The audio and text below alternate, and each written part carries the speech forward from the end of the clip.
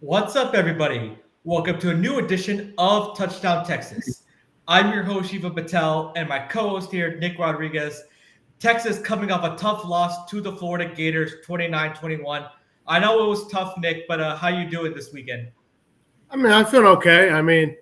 We're gonna get into all the things with it, but I think you got to ride through the ups and downs. There's been more ups over the last few years, so you just kind of have to ride the wave this season, and hopefully it comes back up. But feeling better. But obviously a tough way to lose to Florida. Um, but yeah, we'll get into it. Definitely. Before we get into it, be sure to follow us on our social media channels at touchdown_Texas and be sure to like and subscribe to this video and to our YouTube channel. Thank you, everybody that watched our TikTok live before the game, at halftime, and after the game. Me and Nick will be doing that a much more, despite what happens with the results of Texas. So, me and Nick, for this episode, we were talking. I just want to talk about the overall theme. So, of course, everybody knows Texas was ranked number one coming into the country. And the polls came out just a few hours ago. And of course, Texas is unranked. So the thing I want to ask you, Nick, before we get to this conversation about the game, what do you think was it? Did the pollsters overrate us? Are we just not that great of a team right now? What are your thoughts about not being in the rankings this week? Well, you got to look at our resume, right? And so we're 3-2. Two losses are,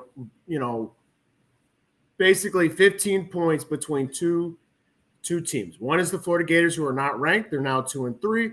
And then the other one is Ohio State, who's obviously number one. Our 3 wins are against non-power 4 teams. So realistically, I don't think there's a reason why we should be ranked at this point. I don't think there's anything that we have done to justify being ranked. Like if we had beaten Florida and we lost to an LSU, or with something that you can lean on and go on, and instead of just instinct and just looking at talent and looking at a few plays, but actually W's in the column that matter instead of just lower performing Power 5 schools, then I don't think there's anything to rank us. Now, are we overhyped?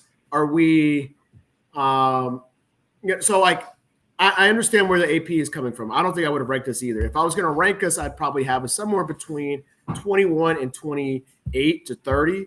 I think we can be a lot better than that still. Like I still can be positive at the end of the season, but right now there's nothing you can hang your hat on and guarantee that we're somewhere in that top 25. So I don't think the AP messed up on that. As far as being overhyped, I think it's kind of what we did. We knew we were very young in a lot of key areas. Defensive line, offensive line, even quarterback. Some of our skill positions, like Ryan Wingo, even though he's not very young, he is the lead guy. First time he's really doing that. So I think what people didn't take into account is how much development they really needed. And this is not really an Arch issue. Arch has continued to get better and better week after week, and he actually played pretty well despite the loss. And we were in that game because of him. So, were we overhyped? Yes, but I don't know if it's an overhype as more as to a misjudgment of what we were going to be. So if you want to call that overhyped, sure, we can call it overhyped because we were number one. Penn State also had the same thing where they were number 2. They feel like a more overhyped to me. We feel like a misevaluated, if I can put it in 2 different categories, where we are really talented. I still think we are really good. I think next year's going to be more of our year. Like you've talked about, like developing, getting a little older. And we were banking on them picking up a lot faster. Penn State, Drew Aller's been playing football forever. They've had that team forever. And then losing those games the way they have, that feels more overhyped. And they are also not ranked starting the season on number 2. So gave you a lot of thoughts there. But, yeah, it's really hard to disagree with the AP not ranking us at this point. What have we done outside of a few moments in beating teams that we should be to be ranked at this point? I agree with that. So there was a stat going into week 6 that Texas and Penn State were the only 2 teams that have not been beaten a Power 4 team yet. Yep. And which was kind of sad, but that's just the way our schedule lined up. It took us a while to finally get into the SEC, which that we have no control over that. Yeah. I think that, we were overhyped a little bit by the media, just because of the high expectations of making it to back-to-back semifinals. And we knew we had really talented players, five straight top five recruiting classes. The 2025 class was ranked number one in the country. We had some great returning players in Wingo, DeAndre Moore, Wisner, Baxter. It's just that we're one of the youngest teams in the SEC. Those guys did not develop so far at the rate that we thought they would. Yeah. And that's on the players, but that's also on the coaching staff as well, because I think they misevaluated a couple of things. I'll say a few things that I think. I still thought we should have gotten another transfer portal wide receiver in addition to Edmund Mosley. I think that would have been really good, the Xavier Worthy, A.D. Mitchell kind of player, Matthew Golden type of player. Also, I think that we should have gotten another offensive lineman. Since Sark has been the head coach of the Texas Longhorns in 5 years, all the offensive linemen they've recruited, we've not got a single player from the offensive line. Well, we had 12 players drafted last year, a program record. We knew we were going to lose a lot of talent, but we thought that Arch Manning was going to be able to mask a lot of the deficiencies that we had. And right now, he's not. I think eventually he's going to be able to mask the deficiencies. He masked some of them yesterday. That's the thing. He did, and he's just not ready there. Right, because he's only those of you that want to rag on him. He's only a redshirt sophomore. He played at a 2A private school in New Orleans. We knew it was going to be a development curve for him, but I think he's playing really well. And let's talk about him. That's a perfect segue to talk about Arch Manning. So, what grade would you give him and evaluate his performance yesterday? I think I'd probably go like a B, just a solid B. It didn't start off very well at all. Like, let's just talk about that. Like, he was like 6 of 12 for 63 yards and a touchdown, I think, in the first half. That's obviously not great when you look at the scope and you go, that's terrible, right? Especially since Florida was able to run the ball down our throats, and I'm sure we'll get to the defense at some point, because that was just something that Arch is not in charge of. Like, Arch has nothing to do with giving up 30 points, right? So that's not on him, and that is what he was going up against.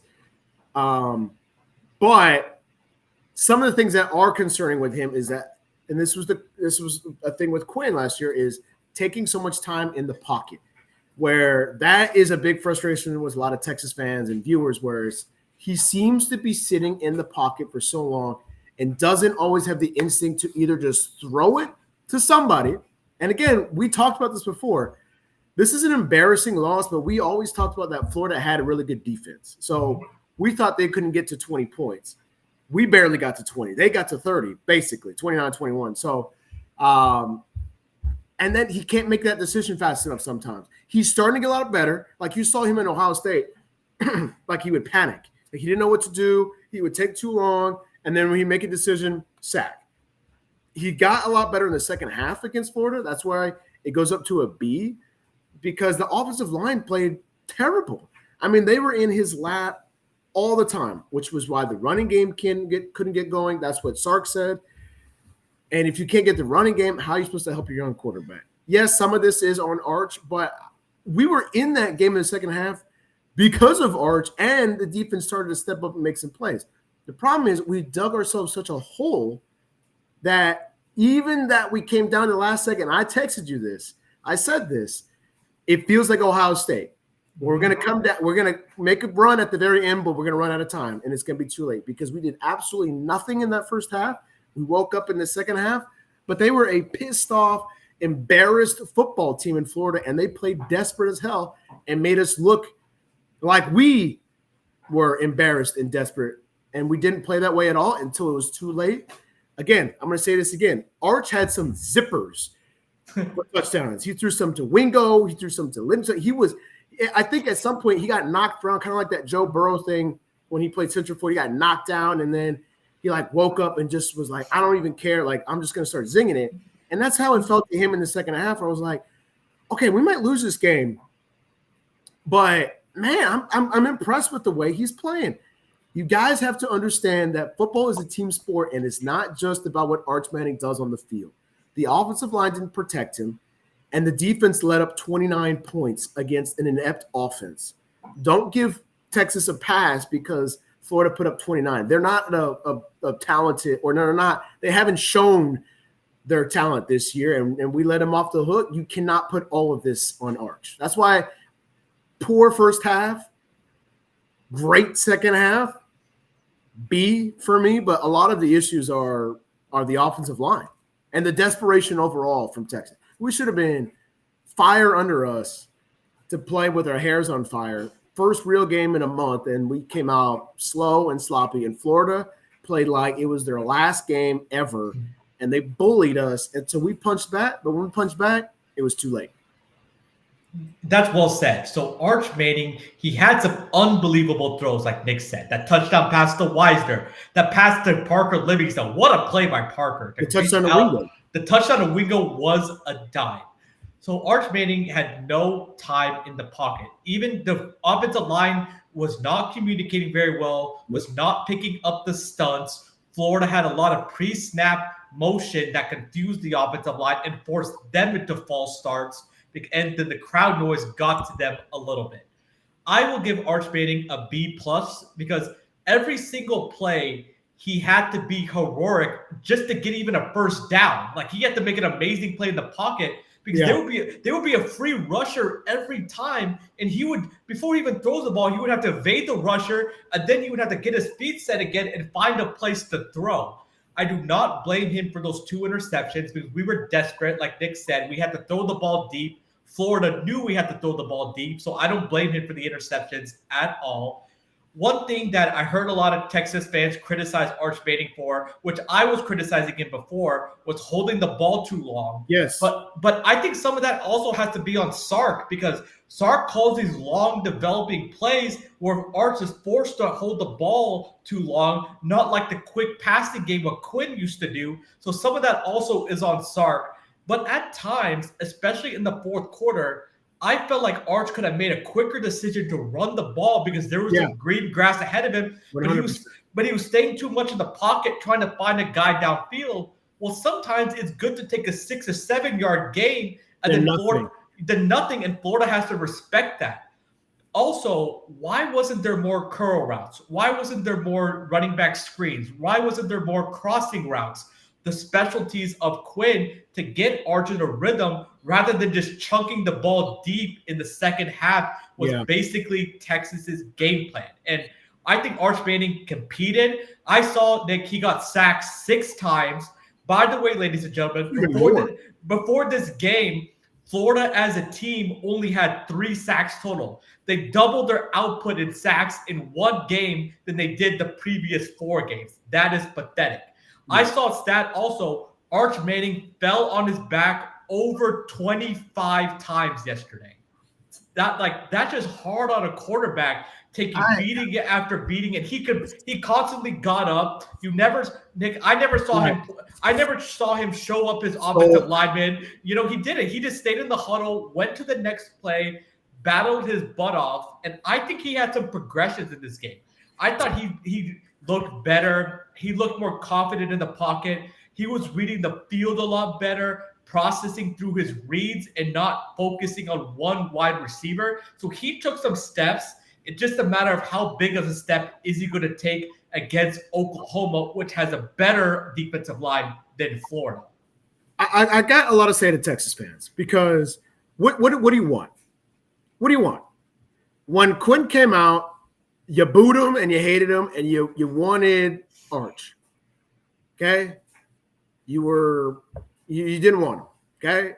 Quinn's gone in the NFL, didn't turn his back on Texas, could have transferred for more money that he's making now, decides to get drafted to live his lifelong dream, gets drafted to the Dolphins. We've always been Quinn Ewers fans.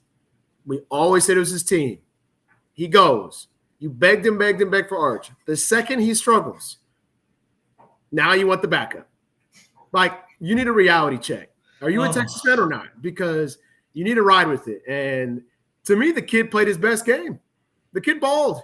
I didn't see him sulk, cry, whine, yell at anybody on the sideline or whatever. He just sat.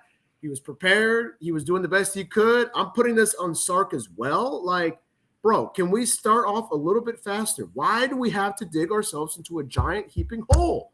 And it started last year too. This is Yeah, carryover from last year. This is not just a this year issue. It's like we try to be too cute, and we said this last year too. It's like, let's just play the game. Let's just not be too cute. And I thought Arch was one of the steady players on that team. I thought Wingo played really well. It just took a while for us to get going. It's like my only hope, I guess it wouldn't be a positive. This would be a negative, but my only hope is like maybe we're looking ahead to Oklahoma. And we're got big eyes for that one. Florida's been terrible. We're not focused. And, we have this game plan for Oklahoma. We get punched in the mouth because we think Florida's just going to fall down fast. But we've been saying all season, they haven't been falling down fast. They've been battling. South Florida's a good team, but they shouldn't have lost. LSU and Florida, they battled with them. Lagway just gave the ball over 5 times. So they were in all those games, is what we said. So hopefully, it's a good thing in a way if we're looking ahead. Like if this is hopefully this is not our best. It's obviously not our best, but I feel like we'll be a different team come Oklahoma. But they're a really good team. They're better than Florida. So we're going to have to step it up a notch. And I just to Texas fans that are just criticizing. You were all over Quinn last year. You would throw an interception and you'd be all over him, and you wanted Arch. Arch would come in and he would do something great like that run against A&M, and you would want him to be the starter.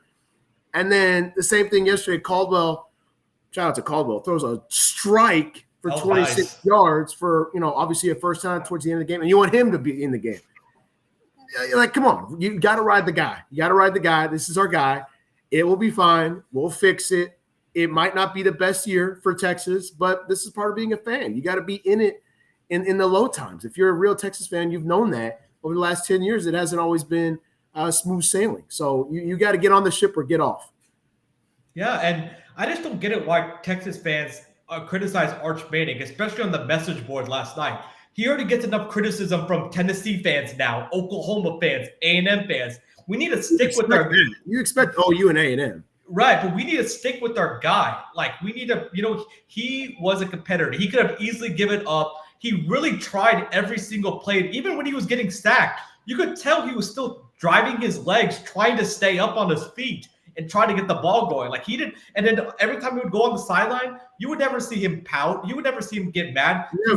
He would just be on his iPad with the quarterback's coach going over the plays like, okay, what can I do better?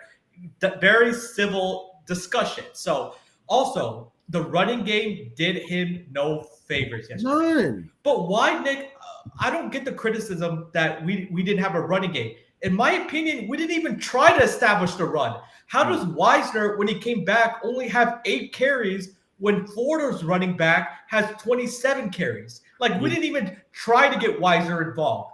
We didn't even play a Jarrett Gibson in short yardage opportunities. We didn't play a Christian Clark. Well, of course, we knew Cedric Baxter was out. So Arch Manning, all Florida did was pin their ears back, rush the passer, and also played enough of a zone in the back end where they were able to keep everything in front of them, and that made it very difficult for Arch Manning. Also, the O-line, Nick talked about it earlier, they were horrible.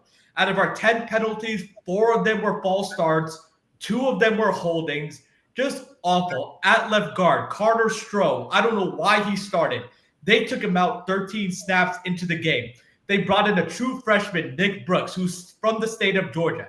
He's a really good player. He's going to be a good player, but that's a very tough position to put him in the swamp. What does he do? He has 2 false starts in a row. They need to get the cohesion on the offensive line. The communication needs to be better. We have enough seniors on the offensive line with Cole Hudson, Goosby's an experienced player, and DJ Campbell. I just don't get it. And the offensive line doesn't look in sync. They can't open up rushing lanes for the running backs. They can't protect their quarterbacks. Simple stunts get them. Like, these teams are not doing these crazy stunts. It's just like a scissors stunt, and they can't even pick it up. And Nick, they started getting overwhelmed once the Florida crowd started getting very rowdy, especially in the third quarter. Yep. And they looked overwhelmed. They weren't poised, and it was just a really bad performance.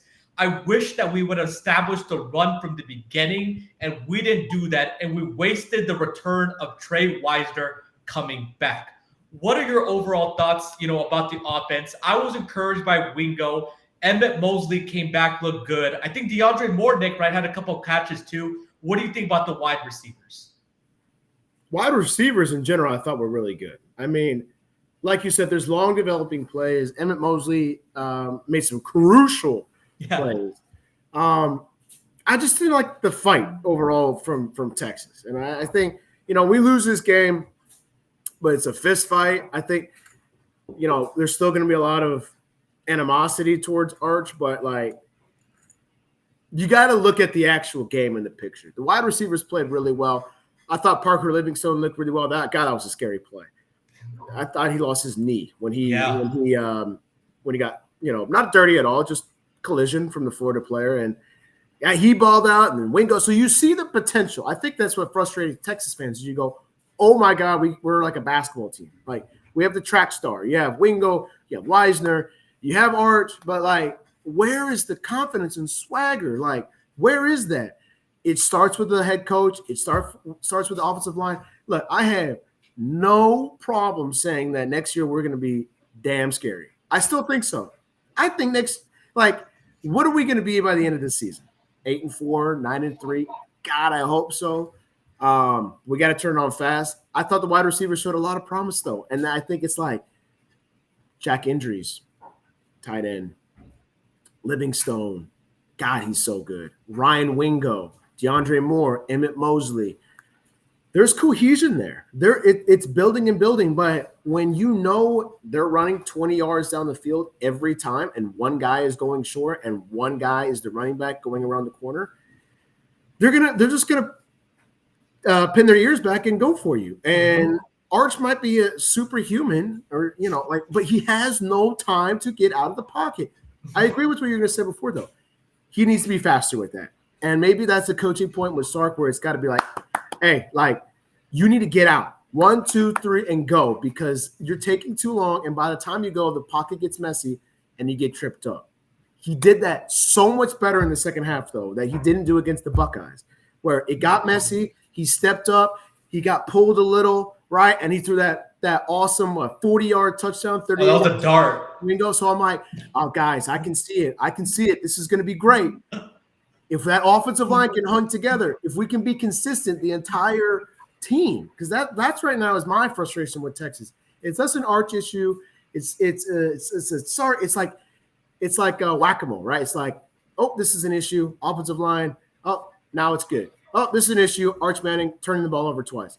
Oh, this is an issue. Defense getting run over like we're not the number one defense. Oh, wide receiver drop. So it's and that's a football team. That's what you're going to have on a daily basis. But elite teams and elite programs don't have that against teams that you should beat. And that's what happened. We weren't consistent in practice, evidently, and we weren't consistent until it was way too late, and that's what cost us. And now we're 3-2.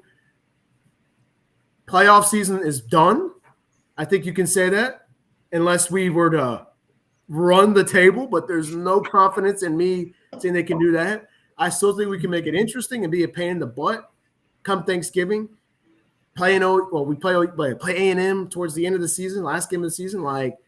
We could screw their season up, and go from there. But this team is still well coached. It's still talented. I'm not giving up on all that. I'm just saying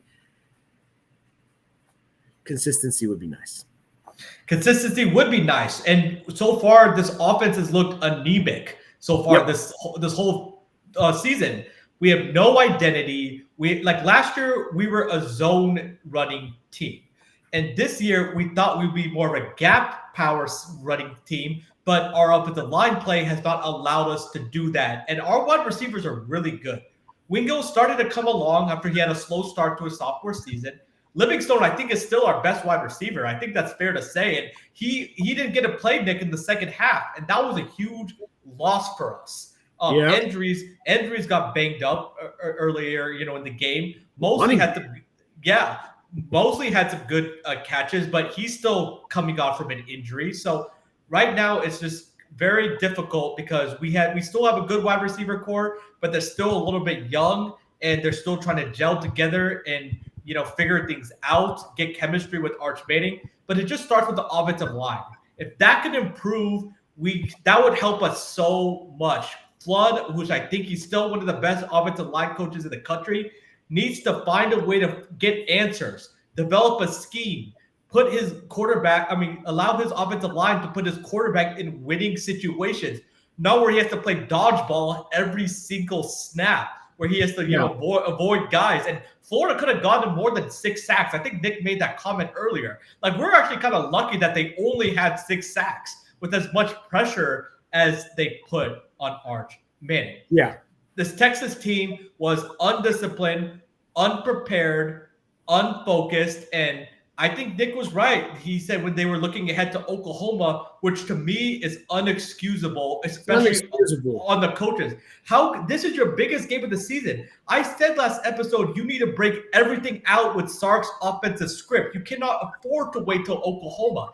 This is the biggest game on the schedule.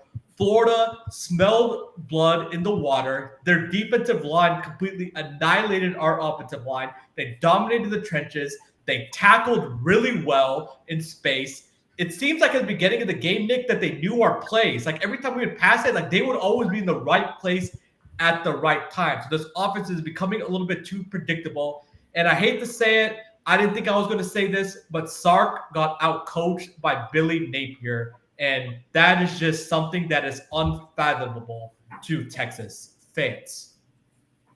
Let's move on to the defense. So we thought the defense was one of the best units in the country, but apparently we got fooled, Nick. So what do you think about the defense yesterday?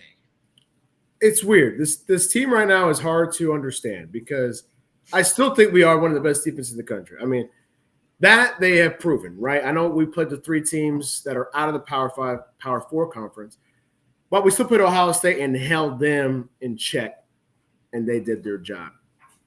Not yesterday against Florida.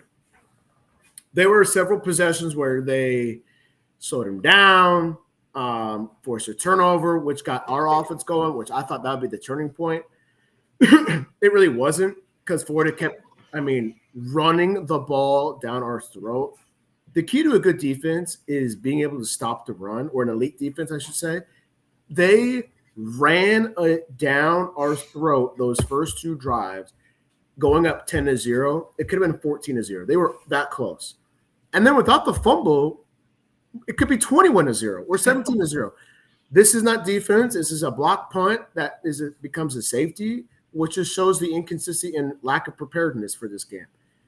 God, you hope this is just them looking ahead to Oklahoma and they come out banging against Oklahoma. They better be pissed off, and it better be like a Kirby kind of bounce back because fans are going to start to get restless if this is how it's going to go. But overall, I think it's a D. Terrible.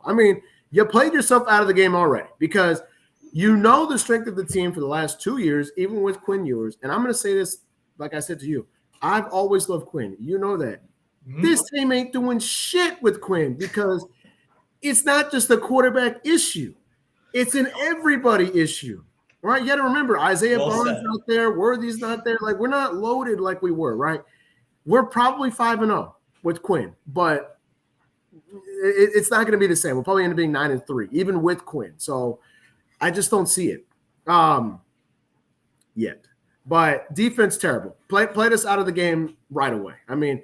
You lose the momentum and passion right away because you just saw that they dog walked us down the field and put up points right away. And that that's not our strength in our team. So where's the leadership from Colin Simmons and Anthony Hill and Taft to stand up and get the job done? Mm-hmm. I will say in the second half, way better. Put us back in the game where you saw Colin Simmons, Anthony Hill finally made a play. Colin Simmons arrived and was making plays, but a little too late. Like, you can't keep doing this over and over again, especially in the SEC, and expect to win.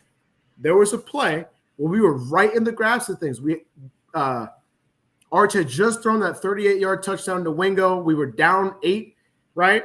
Mm-hmm. We were like, all right. It was like 22-14. Like, all right, we got a chance here. We got a chance here. Well, you know what happens on that drive? A few plays later, a bomb to Dallas Wilson, who, God, that guy is good. Was there a little offensive pass interference? Maybe, but, who was it, McDonald or whoever going after the ball, tackled the guy. By that point, he was already going to score a touchdown, 29-14. Yeah, but we still fight back. So, like, I do love the fight in our team. Like, to talk of the positive, the fight was awesome, right? You're getting your butt kicked. You're down double digits. You're a play away from tying the game and maybe seeing it to overtime. You just dug yourself so much of a hole. Is this going to be something that we can hang our hats on or not? And yesterday it was not. And with the offense that needs time to develop, you can't afford to have a defense that's just going to allow the running back and quarterback to run all over you. And even the announcers were like, if I'm Lagway, I'm not even thinking about throwing the ball. They can't stop the run at all. And sure enough, 5, 7, 8, and then eventually he would throw it 20 yards. So deep performance. I did like Colin Tillman's leadership in the second half. I feel like he played it up a notch. He made 3 tackles himself on one drive to give us the ball back. But I still have faith in that defense. It's just, it didn't show up yesterday until it was too late. Last thing I'll say before I kick it to you, you mentioned that Sark got outcoached by Billy Napier. You're absolutely right. But he almost screwed himself, Billy Napier. He did. That call at the end where he ticked the timeout so the clock wouldn't run, which obviously if you're Florida, you would want the clock to run because we were only down by 8 at that point. If we score a touchdown, which we were damn near close to doing, and let's say we don't even get the 2-point conversion, right? We lose 29-27, right? First of all, Texas fans would feel a lot better. Florida would be on him. And it's going to go forgotten, but that was a colossal, stupid thing to do, to call. We had no timeout, so I don't know why he's doing that. Anyway, last thing I want to say on that part, but defense showed up way too late. They showed up way too late. And to your point about Billy Napier, he let Lagway throw a few times in the fourth quarter. I'm like, what are you doing? I'm like, yeah, I know. Run the ball. Like me and Nick were hot. We had a chance to win that one. I'm like, Florida's going to Florida, but like Texas didn't wake up. Like if we play a little bit better in that first half, we probably win that game. But we didn't deserve it. So I don't feel bad in that sense. Like we blew it. They kicked our butt. They kicked our butt in the trenches. As simple as that. And yeah, Billy Napier almost did make some bad decisions later in the game. I'm like, are you trying to give the weight? Like you got the monkey off your back, buddy. Like right, just like just chill out. Even the commentators were like, yeah, I would just run the ball. If I was DJ Lagway, like me and Nick, we're saying this. We were high on DJ Lagway coming into this year. But like if I were him, I'd be like, why don't you just run the ball? I said it before. Number 13, Jaden Bott is their best player on the offensive side of the football. 159 rushing yards. He just broke tackles. He's a big guy. He showed his power. He was unbelievable. Just ask Ole Miss and LSU last year how good Jaden Ball was. He was amazing. What disappointed me about this defense, because I was trying to give them an excuse, Nick, because they've carried our team so far a quarter into the season, and I said that they would do a bad game. Well, I didn't think it was going to be this bad where it was going to be a D performance. I think you gave the right grade. I don't think I need to say it again. What was disappointing was the missed tackles. Like a quick out or a quick screen pass became a first down or a 7 to 8 yard play. It was just so disappointing. I saw a stat that Florida had over 150 yards after catch. That means the player catches it, we missed the tackle, and then he just keeps running. That's what yards after catches. It was just unbelievable. We were missing Manny Muhammad yesterday, which he was a game time decision. So they put number 6 in Kobe Black. But Gilbo, who's always been a weak link, they didn't put him on Dallas Wilson, who's a true freshman, and this was his first game of the season, by the way, ladies and gentlemen. And Texas recruited him hard, by the way. We tried to flip him. He committed to Oregon at first, and then he flipped to Florida, but they put Kobe Black on Dallas Wilson, and Kobe Black struggled. So then we put number 11, the guy with the dreads, the true freshman, Cade Phillips, who's going to be a superstar either next year or the year after that. Well, he allowed an easy pass, so they put Kobe Black into the game. The one-on-one opportunities Dallas Wilson took advantage of. He just wanted the ball more than our DBs. He fought for the ball. He was powerful because he's a big guy, 6'3", 215. He was a hard guy to tackle. Jelani McDonald could not even bring him down. I just didn't like the effort. I didn't feel like they were flying to the ball. They did not. They did not. He wasn't there at all. It wasn't, and they couldn't win off of Florida's offensive linemen. I was disappointed, Nick, in our defensive tackles. Our 6 defensive tackles that we got from the portal, neither of them could even get off blocks, right. and they were getting pushed back. Florida does have a really good offensive line. Their center is going to be an NFL player, Slaughter. Their guard, Barber, is another NFL player. So they got a good offensive line, but we also have an NFL caliber defensive line that they were getting pushed back. They were not winning at the point of attack. We were missing tackles. We were sloppy. And we just allowed Florida to be on the field way too long. The time of possession was 34 minutes for Florida to 26 minutes for Texas. So our defense started to get tired. And the defensive backs, I was the most disappointed in because their technique got sloppy. They did not stick to their fundamentals, and Dallas Wilson took advantage of that.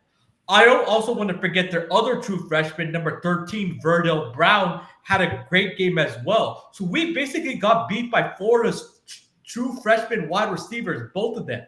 The UCLA transfer didn't do really anything, as well as Eugene Wilson. So it was I didn't understand the game plan. Last thing I want to say, I did not understand the game plan at the beginning of the game.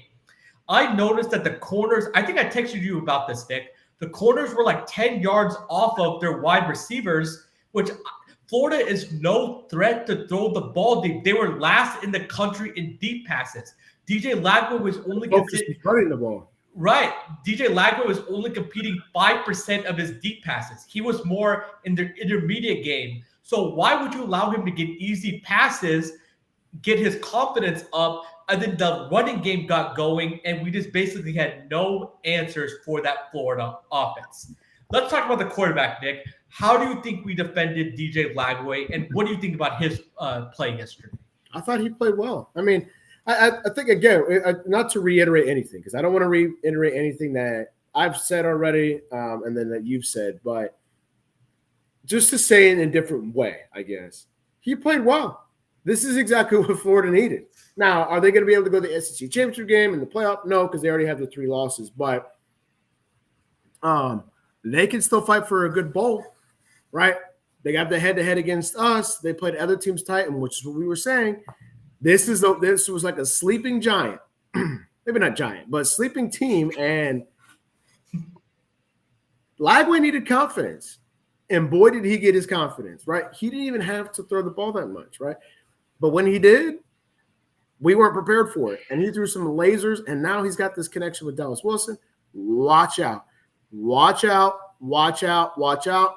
Unless this is just an us thing, which I don't necessarily think it will be, because we saw him torch Georgia last year, and he got hurt. Georgia wins the ball game. The rest is history.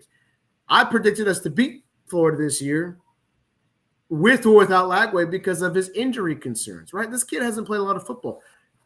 Look, I feel like we're one of the few podcasts out there that we're saying this kid is good. You don't have to, get on to somebody just because they're not Joe Burrow in week 1 of their career, all right? Joe Burrow took a while to get going too, keep in mind. Cam Newton, they all took a while to get going. So we were all team DJ Lagway, and I think this is gonna light a fire under his ass. I think the only thing that might not be good for Florida in this is you still have Billy Napier. Like, that's got to be the only thing that's weird with this, because they seem to like him, right? They seem to play for him in these moments and everything. Billy's getting a Billy at some point. I'm curious to see who they play next week. A&M, they play on the road at Texas A&M. Oh man, and that game, I will tell you, I know I picked Mississippi State to beat A&M. That game was tight. No, they hung with them. They hung with them in the first half. But A&M ended up obviously pulling that one out and looking pretty good. So that's going to be a big one. If they can beat A&M and we can beat Oklahoma, I'll certainly feel a lot better about it. But it was just the effort, right? If we go out there and it's like a slugfest, like with Ohio State, and we lose, you go, you know what? We lose.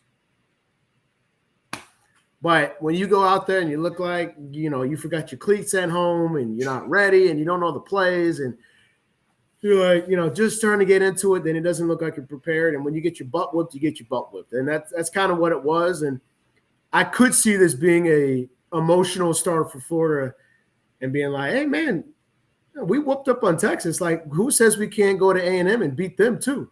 And then maybe they finished the year pretty strong. Who knows? No one has had a harder 2 seasons in terms of schedule than they have. Yeah, I give you that. Maybe the bowl game last year and see what they can do this year with some more consistency of play. But Texas, we got your full attention now, right? Like, what are we going to do next week against OU? You better show up in that one. Winning that one would be huge, and we go 4-2. With John Material, without, you're going to have to play a lot better because I'm going to tell you right now, we're going to lose that game to Oklahoma if we play like that. For sure. And just to finish off your point about Florida. Even without John Mateer. I agree with that. So Florida won 4 straight games to end the year last year. So they can get on a little bit of a run. Yeah, I think it's a little heater. And it would help us a little bit. It would be better. That, of course, we think Ohio State's going to win the Big Ten. Them or Oregon, probably. It looks like one of those teams, right? But they'll be in the mix. But I just think that with Billy Napier, they played for him. He is an underrated motivator. Like, you don't think looking at him that he can motivate his team. He's weird. But the team said they love him. They played for him. They love him. DJ Lagway said that Billy Napier gave him his first offer coming out of high school because Lagway, by his junior season, they said Lagway was not even a known recruit. And then Billy Napier came in and gave him his offer. And so he rides or dies with Billy Napier. But for last thing I wanted to say about the Florida offense, they were 7 of 14 on third down. 50%. Against LSU, they were horrible. DJ Lagway did throw 1 interception, but we did not do a good enough job of loading the box and forcing him to throw more because I texted Nick this. He was going to give us some gifts in the second half. We just have to be ready to catch him. But ball was just too good. I did like their offensive play calling where when they did throw the ball, they threw very safe routes. They just threw like a go ball to Dallas Wilson, who has a big catch radius. And Dallas Wilson introduced himself to the college football world. Unfortunately, it was against the Texas Longhorns, but we'll see what happens when we play against Oklahoma. So, Nick, let's talk about that game a little bit, Texas-Oklahoma. What are you looking for in that game? Oklahoma is ranked 6th in the country. Texas is not ranked. Whether John Mateer plays or not, what does Texas need to do to even have a shot to win in Dallas? We certainly have a shot. And this could be the best thing to happen to us. Now, I know that's like a really stupid thing to say, but maybe in 2 months we go, maybe that wasn't so bad. Like a punch in the mouth. They kind of say that with like in the NBA, right? You lose game 1. That's all you needed. Is just like a little bit of, you needed some doubt. So, maybe that's what we needed, right? Oklahoma is never going to overlook us, but maybe they will a little because this game will always be a good one. Whether we're not ranked, they beat us when we've been ranked, whatever. Rankings don't matter. Mm-hmm. There should be no pressure in this one, right? Season's done, right? If you want to call it that. Right? There's still a lot of things that we can get accomplished this year, no doubt. But in that sense, play loose, play fast, play prepared, hit the quarterback, go after the quarterback. If it's John Mateer or not, we have the talent, we have the horses to beat these guys. It's another opportunity where we can outcoach that coach. Certainly, you would think, right?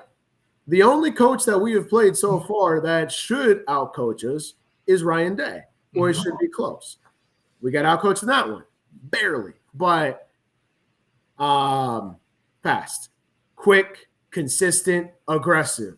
Win the game, and no one cares about Florida. We go 4-2. We beat our rival, John John Boy, whoever is at quarterback. It will not matter if we beat the Sooners next Saturday. And I fully think we can. I'm not going to go with a prediction yet, unless you want me to, but I do think we can. We just need to. It's sometimes like when things like this happen in sports, and obviously you're a big sports fan. That's why we do this whole thing. We love this. You got to step back and realize this is why we do this thing. There's passion. It's awesome. We care about stuff, but teams tend to wake up a little bit, right? And this is what Florida was. You're getting shit on. You're terrible. You suck. Arch, you suck. Lagway, you suck. Napier, you should be fired.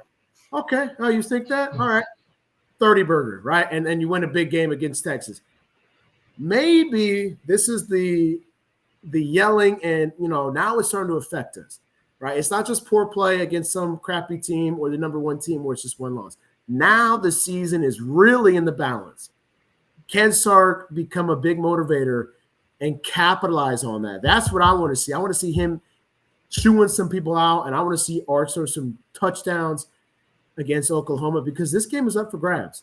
That coach, you think that coach is an elite coach all of a sudden? I think he's not. Right. So he's not. let's take this one. Let's let think Oklahoma thinks we're down and dead, and let's go kick their butt. I like that. So I never thought I would say this at the beginning of the season, but Nick, all the pressure is on the Oklahoma Sooners. I think in this game. We already effed up. We already effed up. You're number 6 in the country. Let me read you the rest of their schedule. They have to go to Tennessee. That's a road game. Ask Georgia how tough it is to win at Tennessee. Ole Miss comes to their place. Trinidad Chambliss, what a beast. They have to go to Alabama. Ty Simpson is one of the hottest quarterbacks in college football right now. And then Missouri and LSU come to their place. If they want to make the playoff under Brent Venables, they need to win this game. And in my opinion, Oklahoma has not been tested as not that much more than we've been tested. Auburn, they should have lost that game if it wasn't for that play that tricked the refs or whatever, Bush League stuff. They would have lost. They would have lost that game.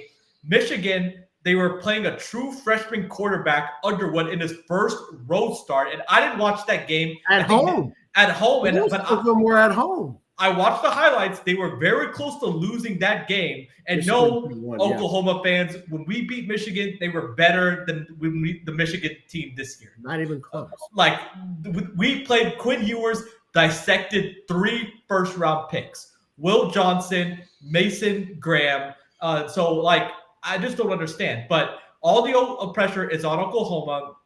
It would help if John Mateer doesn't play this game, because I don't think Michael Hawkins is as talented as John Mateer. So I think our defense will be able to corral Michael Hawkins better, and they're going to be much better tackling, and they're going to turn him over. So I'm actually not worried about our defense, because, Nick, Oklahoma has a weak offensive line. They have no running game, which has been a disappointment for them. So they're just going to become one-dimensional. The only thing that's helped them is they have a playmaker at quarterback, which is John Mateer, is able to make plays with his feet. If they did not have John Mateer, they would already have multiple losses coming into this game against Texas. So I'm not worried when our defense has to play against their offense. I am worried because Oklahoma's defensive line is even better than Florida's. Yeah. Our Mason Thomas, he's going to be a first-round pick.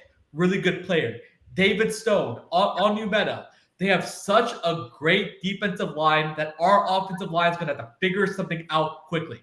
I hope they woke up this morning early and already started to come up with answers, because Arch Manning cannot be running for his life again like he was against Florida. He cannot be hit 25 plus times like he did against Florida in the swamp. I actually like our wide receivers against Oklahoma's defensive backs. I think Livingstone, I believe he should be able to play, because Sark said everything came back clean on his MRI. I think he should be all right for next week. Yep. Wingo may have a breakout game. What if Mosley has a Dallas Wilson type of game next week? How great would that be? Injuries. What if Trey Wisner gains back his form like Texas A&M and Clemson? I think that we can have success, but we have to be balanced on offense and not have pre-snap penalties and turn the ball over. We're not going to do predictions today. Me and Nick will either do a TikTok live either Friday or Saturday before the game. We'll give you a little bit more of a preview before Oklahoma. We wanted to focus this episode more on the Florida game because Nick was telling me before that he has so many thoughts he wanted to spill over for this game. And before we wrap up, Nick, is there any last thoughts you have before we sign off for the week? I've said a lot today. Called out Texas fans. I think you're too much on Arch. I'm wearing the Arch jersey today. I think that if there's anybody that showed up on that field yesterday, it was Arch Manning. So if there's anybody you want to come after, maybe you go after Sark. I love Sark. Maybe he needs to take a look in the mirror a little bit and help your quarterback out. I'm sure he's doing whatever he can. I'm sure he's doing the best he can. But I don't know. It just bugs me when we are haters against our own team. OU's going to do that in A&M, but let's support our quarterback. We did this last year, and then now we're doing it again this year. So let's be better that way. But hook 'em as always. I'm still positive. I still think we can finish out strong, and why not? And even if we finish with just 2 wins or 3 wins or 4, let's make 2 of those A&M and Oklahoma. Oh, that would be awesome. And just to let you know, me and Nick are not the kind of fans. We're still going to be doing the podcast every single week until Texas' season finishes. We're going to give you our honest thoughts. We praise them when they do good. We criticize when we think there's areas to improve. Last thing I wanted to say quickly, some game balls. We're going to be starting to do this every single week. Game balls meaning who are the best players on offense, who are the best players on defense. I will say my game ball goes to Arch Manning and also Parker Livingstone and Ryan Wingo. Those are my 3 guys on offense that deserve the game balls. On defense, it's a little bit more difficult. What about 26, Ty Anthony Smith, who forced the fumble? That was a great play. He is the heir apparent to Anthony Hill when he leaves school. Anthony Hill, by the way, did have 14 tackles yesterday. So I don't know if that's a good thing if your linebacker has that many tackles, or is it a thing that he had? Because I don't think any of those tackles were that impactful. Colin Simmons, like Dick said earlier, he had 3 tackles for loss. He was this close to coming up with a sack. He almost had a sack. I liked his way he played in the second half. He had a sense of urgency. Colin Simmons gets my game ball. I hope he's ready against Oklahoma because we're going to definitely need it. Well, this wraps up this episode of Touchdown Texas. Me and Nick talked about Texas going from number 1 in the country to unranked. Arch Manning, offense, defense. We hope you enjoyed this episode. Be sure to tune in on Friday or Saturday. Me and Nick are going to be doing a TikTok live, giving our final predictions for Texas against Oklahoma and giving our final thoughts about the game. Also, we're going to be doing lives at halftime and after the game at Oklahoma, and then we'll be back either next Sunday or Monday on this actual podcast. But we appreciate everybody, our fans, for tuning in. Be sure to follow us on our social media channels at touchdown_Texas, and be sure to like and subscribe to our YouTube channel and like this video. We hope everybody has a good week and hope we have a better result against Oklahoma. But until then, hook up.